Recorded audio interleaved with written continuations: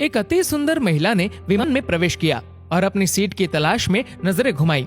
उसने देखा कि उसकी सीट एक ऐसे व्यक्ति के बगल में है जिसके दोनों ही हाथ नहीं हैं। महिला को उस अपाहिज व्यक्ति के पास बैठने में झिझक हुई।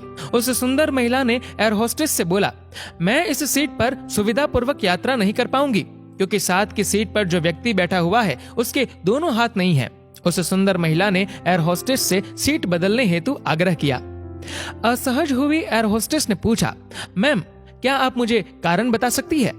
सुंदर महिला ने जवाब दिया, मैं ऐसे लोगों को पसंद नहीं करती और ऐसे व्यक्ति के पास बैठकर मैं यात्रा नहीं कर पाऊंगी। दिखने में पढ़ी लिखी और विनम्र प्रतीत होने वाली महिला की ये बात सुनकर एयर होस्टेस अचंभित हो गई।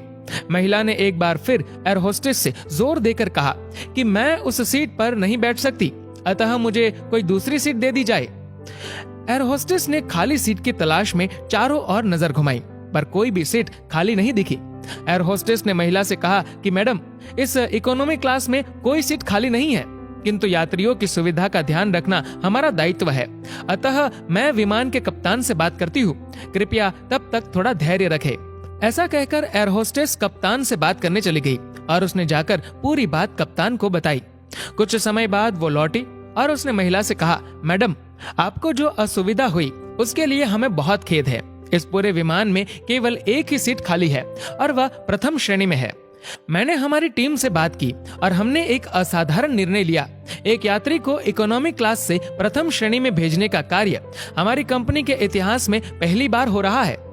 सुंदर महिला अत्यंत प्रसन्न हो गई, किंतु इससे पहले कि वह अपनी प्रतिक्रिया व्यक्त करती और एक शब्द भी बोल पाती, एयर होस्टेस उस अपाहिज और दोनों हाथ विहीन व्यक्ति की ओर बढ़ गई और विनम्रता पूर्वक उनसे पूछा, सर क्या आप प्रथम श्रेणी में जा सकेंगे? क्योंकि हम नहीं चाहते कि आप एक अशिष्ट यात्री के साथ यात्रा करके परेशान हो।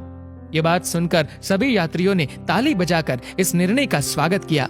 वह अति सुंदर दिखने वाली महिला तो अब शर्म से नजरें ही नहीं उठा पा रही थी। तब उस अपाहिज व्यक्ति ने खड़े होकर कहा, मैं एक भूतपूर्व सैनिक हूँ और मैंने एक ऑपरेशन के दौरान कश्मीर सीमा पर हुए बम विस्फोट में अपने दोनों हाथ खो दिए थे। सबसे पहले जब मैंने इन देवी जी की चर्चा सुनी तब मैं सोच रहा था कि मैंने भी किन लोगों की सुरक्षा के लिए अपनी जान जोखिम में डाली और अपने हाथ खोए, लेकिन जब आप सभी की प्रतिक्रिया देखी तो अब अपने आप पर गर्व महसूस हो रहा है कि मैंने अपने देश और देशवासियों की खातिर अपने दोनों हाथ खोए। और इतना कहकर वह प्रथम श्रेणी में चले गए। सुंदर महिला पूरी तरह से शर्मिंदा होकर सर झुकाए सीट पर बैठ गई।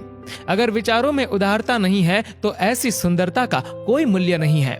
दोस्तों, इस कहानी को लेकर आपकी क्या राय है नीचे कमेंट करके जरूर बताएगा। और अगर आपको ये वीडियो अच्छा लगा हो तो इस वीडियो को लाइक करेगा, शेयर करिएगा ज्यादा से ज्यादा लोगों तक। और ऐसे ही और भी इंस्पिरेशनल वीडियोस के लिए सब्सक्राइब करें हमारे यूट्यूब चैनल को और फेसबुक पर फॉलो करें हमारे पेज को। धन्यवाद।